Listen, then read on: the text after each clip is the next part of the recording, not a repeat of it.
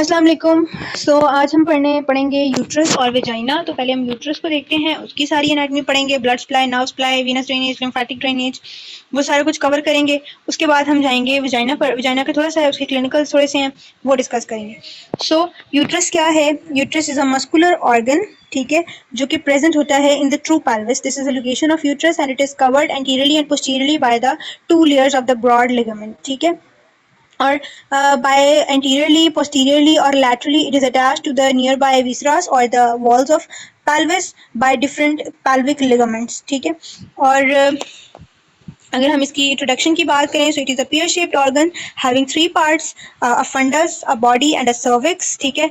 अगर हम इनकी मार्किंग करें लेयर्स की, तो जो यूट्राइन ट्यूब से जहाँ पर एंटर होती हैं इसके अंदर, उनसे ऊपर वाला portion is known as the fundus, ठीक है। और internal os, this is the internal os and this is the external os. तो इंटरनल ऑस से ऊपर वाला पोर्शन, फंडस से इंटरनल ऑस तक का सारा बॉडी, ठीक है। और इंटरनल ऑस से एक्सटर्नल ऑस के दरमियान वाला पोर्शन इज द सर्विक्स और द सर्वाइकल कैनाल, ठीक है। तो ये थ्री पार्ट्स हैं यूट्रस के। अगर हम लैटरल टू मीडियल आए यूट्रस की वॉल्स में, तो हमारे पास सबसे बाहर पेरीमीट्रियम होती है, ठीक है, जो ब्रॉड लिगामेंट की ही लेयर है। और उसके बाद अंदर मायोमीट्रियम होती है, और सबसे इनर मोस्ट जो लेयर है वो है एंडोमीट्रियम, ठीक है, जिसके अंदर सारी चेंजेस आती हैं। उसके बाद हमारे पास है position. It is very important कि नॉर्मल पोजीशन क्या है इसकी। So its normal position is anteversion as it bends forward on itself, which is known as anteflexion. यानी अगर हम इसे डायग्राम से समझें तो एंटी वर्जन क्या है और एंटी फ्लेक्शन क्या है, इनमें क्या डिफरेंस है। तो ये हमारे पास जो है ये वेजाइना का एक्सिस है, ठीक है, और ये हमारे पास यूट्रस का एक्सिस है, ठीक है। इन दोनों के दरमियान में 90 डिग्रीज का एंगल होता है नॉर्मली, यानी जो यूट्रस है ना वो वेजाइनल कैनाल पर यूं बेंड हुई होती है, ठीक है। इस पोजीशन को हम कहते हैं एंटी वर्टेड पोजीशन, ठीक है। और अगर हम अब इसको निकाल दें, ठीक है, एक एक्सिस है हमारे पास ये जो सर्विक्स का एक्सिस है, ठीक है, और एक एक्सिस ये है यूट्रस का एक्सिस।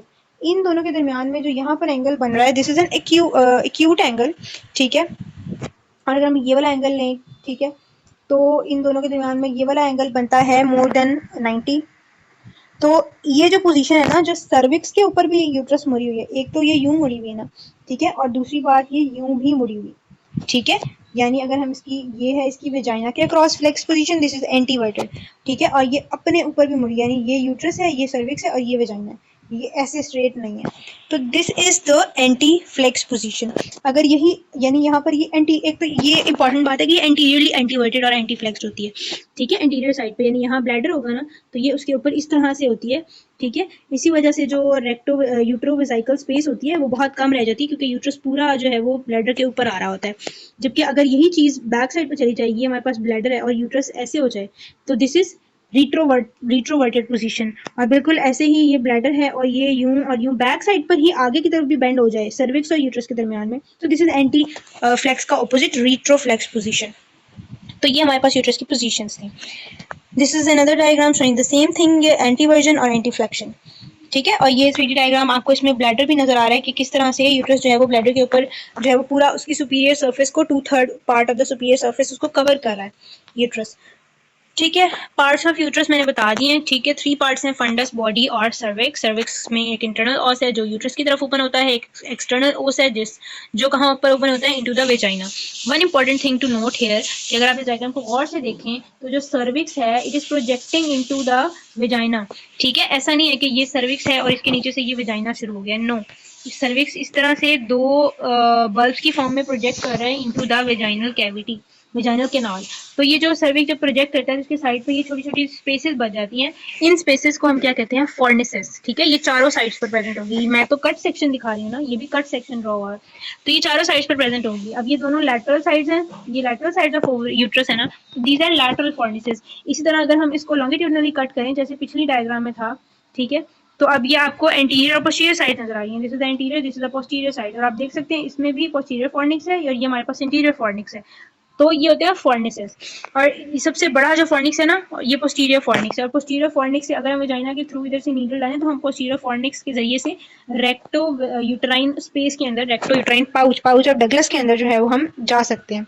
फिंगर से पैल्पेट करें तो यू कैन पैल्पेट रेक्टम, आप यहाँ से रेक्टम को पैल्पेट कर सकते हैं। So this is the significance of the फॉर्निसेस। उसके बाद हमारे पास लेयर्स मैंने बता दिए, एंडोमेट्रियम, मायोमेट्रियम और पेरीमेट्रियम। यू नो बेटर कि आप इन सब लेयर्स में क्या क्या किस किस टाइम पर साइकिल्स में चेंजेस आ रही होती हैं। अब अगर हम इसकी रिलेशंस की बात करें तो superiorly uterus communicates with the fallopian tubes, ठीक है, जहां से उसका फंडस पोर्शन आ जाता है, ठीक है। और अगर इंफीरियरली देखें तो it communicates with vagina. Surfaces, it has two surfaces. One is the interior surface और vesical surface जो कि bladder की तरफ होती है, and one is the posterior surface जो कि पीछे rectum वाली साइड पर होती है, ठीक है। और interior surface is related to bladder, ठीक है। अगर आप इधर देखें तो ये ब्लैडर से रिलेटेड है, ठीक है। And it is covered by the peritoneum, bladder और इसके दरमियान में यूटेरोवेसिकल पाउच होता है, ठीक है। उसके बाद पोस्टीरियर वॉल को देखें तो पोस्टीरियर वॉल जो है वो कवर्ड होती है, वो भी पेरिटोनियम से कवर्ड होती है। ये ब्रॉड लिगामेंट की दोनों लेयर्स होती हैं, ठीक है। नंबर 2, इसके पीछे हमारे पास रेक्टम होती है, ठीक है। नंबर 3, इनके दरमियान में जो स्पेस होती है, this is the recto uterine pouch, ठीक है। रेक्टो यूट्राइन पाउच के अंदर आपको जो है वो यहाँ तक जो है वो आइलियम की कुछ लूप्स भी मिल सकते हैं, ठीक है। तो यूट्रस के रिलेशन में वो भी आ जाते हैं। So that's about the relations of uterus. और अगर हम लैटरली देखें तो लैटरली हमारे पास इसके दो बॉर्डर्स आते हैं, वन दोनों लैटरल बॉर्डर्स, ठीक है। और लैटरली यूट्राइन ट्यूब्स इसमें ओपन हो रही होती हैं, सस्पेंसरी लिगामेंट्स के थ्रू ओवरी राउंड लिगामेंट के थ्रू ओवरीज अटैच होती हैं, ठीक है। पूरा ब्रॉड लिगामेंट होता है, मीजोमेट्रियम होता है जो ब्रॉड लिगामेंट की लोअर पार्ट है जिसने पूरा यूट्रस के साथ जो अटैच है, like this portion is the mesometrium. जो ब्रॉड लिगामेंट का ये ओवरीज वाला पोर्शन है ये मीजोवेरियम है, जो जिसने इसको कवर किया हुआ है वो मीजोसल्पिंक्स है, ठीक है। तो ये ब्रॉड लिगामेंट्स के पार्ट्स हैं, दोनों साइड्स पर सेम है, ठीक है। अब यूट्रस के साथ बहुत सारे पेल्विक फेशियल लिगामेंट्स हैं और पेल्विक पेरिटोनियल लिगामेंट्स हैं। पेरिटोनियल लिगामेंट्स में वी हैव डिफरेंट, जिसमें ब्रॉड लिगामेंट सबसे इंपॉर्टेंट है, ये पेल्विक लिगामेंट है, ठीक है। पेरिटोनियल लिगामेंट्स की अगर हम पहले बात करें तो ये कोई सपोर्ट प्रोवाइड नहीं करते यूट्रस को, जिसमें we have anterior ligament, posterior ligament and right and left broad ligament. और विद इन ब्रॉड लिगामेंट आपको क्या क्या स्ट्रक्चर्स मिलेंगे, यूट्राइन ट्यूब्स हैं, ओवरीज हैं, राउंड लिगामेंट है, लिगामेंट ऑफ ओवरी है, सारी वेजल, सारे नर्व प्लेक्सेस, ठीक है। ये सारा कुछ आपको जो है वो within the broad ligament मिल रहा है, ठीक है। और जो सपोर्ट प्रोवाइड कर रहे हैं these are the pelvic fascial ligament, जिसमें we have round ligament of uterus. और मैं भी आपको इसकी डायग्राम दिखाती हूँ तो उससे आपको अच्छी समझ आ जाएगी, ठीक है। This is the diagram. अब ये पेल्विक फेशियल लिगामेंट्स हैं जो सपोर्ट प्रोवाइड करेंगे यूट्रस को। तो ये हमारे पास यूट्रस है का सर्विक्स पोर्शन है।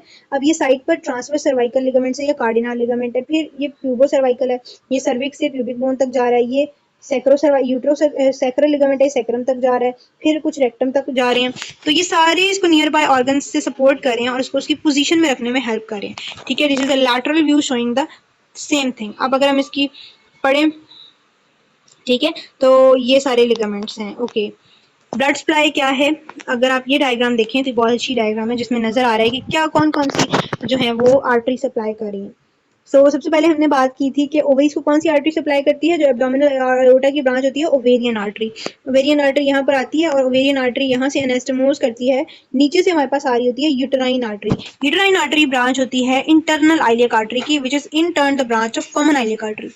ये इधर से आती है base of pelvic floor, pelvic diaphragm पर ये जो है ट्रेवल करती है, यहाँ पर इस यूट्रस के बिल्कुल पास होती है, तो ये यूरेटर्स को क्रॉस करती है, ठीक है। यूरेटर्स इसके सुपीरियरली प्रेजेंट होते हैं, तो क्योंकि ब्लैडर आगे होता है तो यूरेटर्स इसके सुपीरियरली होते हैं, वो इसको क्रॉस करते हुए वो ब्लैडर में आ जाते हैं और ये यूरेटर्स की तरफ चली जाती है। अच्छा, तो ये इधर जाती है, टॉर्चस इसका कोर्स हो जाता है और ये यूरेटर की डिफरेंट वॉल्स को ब्रांचेस, आर्कुएट ब्रांचेस देती है, फिर आगे उसी से स्पाइरल आर्टरीज और बेसल आर्टरीज बनती हैं, ठीक है। और बाकी इसका जो टर्मिनल पोर्शन होता है वो ओवेरियन आर्टरी की ब्रांच के साथ जो है वो एनास्टोमोस कर लेता है, ठीक है।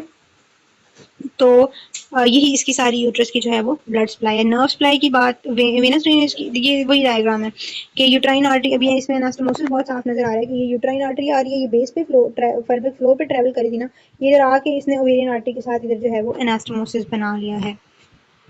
वीनस ड्रेनेज यूट्रस की जो है ये वीनस प्लेक्सस बनाती है with in the walls of uterus. Different Venus plexus के थ्रू जो है वो वीनस ड्रेनेज आता है, स्मॉल वेन से लार्जर वेन्स में, और अल्टीमेटली वो बनाती हैं बिल्कुल इस यूट्राइन आर्टरी की तरह यूट्राइन वेन बनती है इसके साथ ही, और वो सेम इंटरनल आइलियक वेन में, internal iliac when, common iliac when में, और फिर वो किसमें, इंफीरियर वेना केवा में जाकर ड्रेन हो जाती हैं। तीनों पार्ट्स यूट्रस के इसी तरह जो है वो उनकी वीनस ड्रेनेज होती है।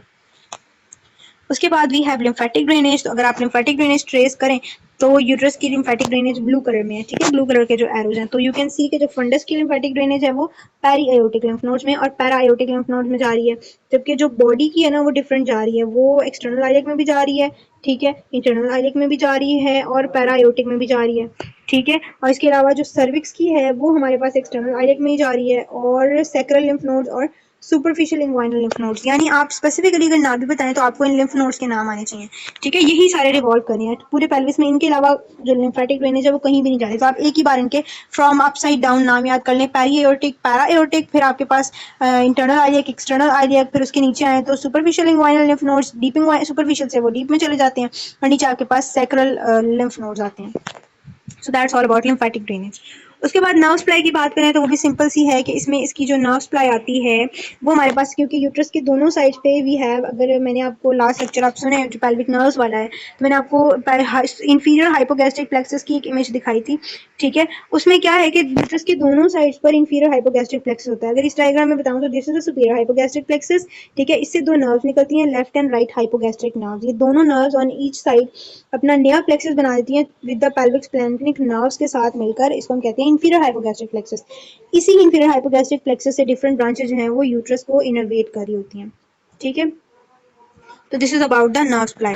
तो ये वही डायग्राम है जो मैंने आपको पहले दिखा दी है, ठीक है। अब ये है चेंजेस और with changes in the uterus with age, ठीक है। साइज में क्या चेंज आता है, तो यू कैन सी कि किस तरह से ये जो है यूट्रस ये चेंज हो रहा होता है। ये प्री प्यूबर्टल है, ये ये प्री प्यूबर्टल है, ठीक है। फिर ये प्यूबर्टी पे है, ठीक है। ये फिर जो है वो पैरस वुमेन के अंदर है, ठीक है, दैट हैव कंसीव्ड, और उसके बाद ये प्रेग्नेंट वुमेन के अंदर है।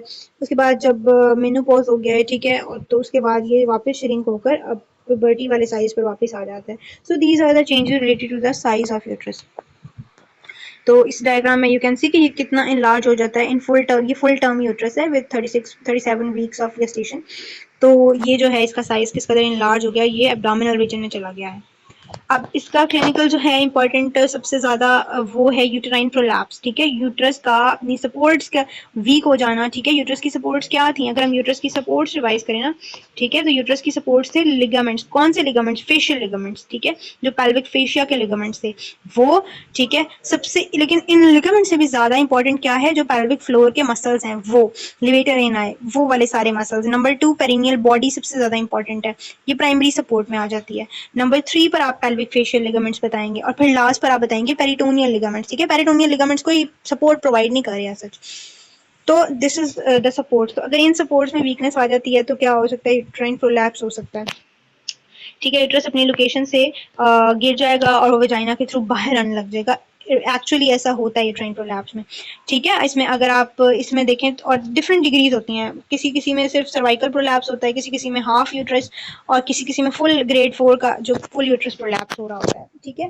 This is a normal anatomy uterine prolapse में। कैन यू सी यूट्रस की नॉर्मल पोजीशन ये थी और अब वो अपनी पोजीशन से कितना नीचे आ गया, और वो बाहर भी आ जाता है इन सम केसेस।